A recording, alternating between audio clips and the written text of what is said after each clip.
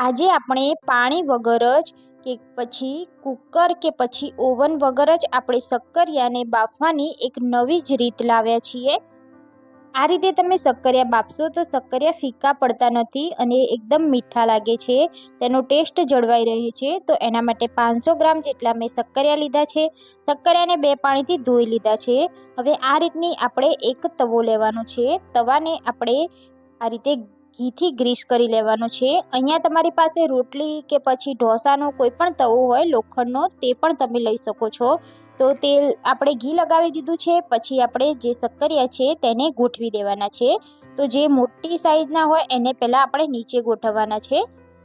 એવી જ રીતે આપણે બધા શક્કરિયાને આ રીતે ગોઠવી દઈશું। ઉપરા ઉપરી શક્કરિયા આપણે ગોઠવી દઈશું અને વચ્ચે રહે તે રીતે આપણે ગોઠવવાના છે, જેથી ગેસની ફ્લેમ વચ્ચે સરળતાથી મળી જાય।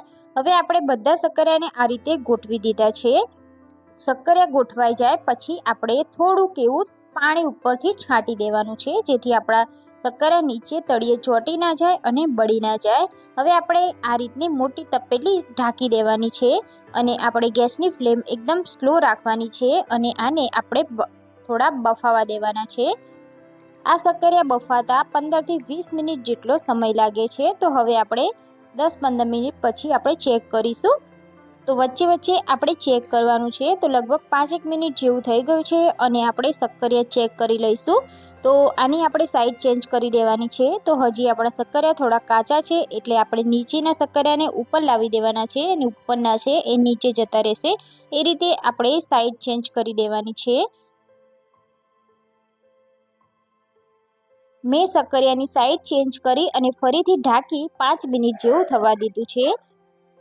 5 મિનિટ જેવું થઈ ગયું છે અને અહીંયા તમે જોઈ શકો છો કે આપણા શક્કરિયા સરસ રીતે બફાઈ ગયા છે। આ રીતની ક્રેક પણ પડી ગઈ છે, એટલે અહીંયા તમે જોઈ શકો છો પરફેક્ટ રીતે શક્કરિયા આપણા બફાઈ ગયા છે।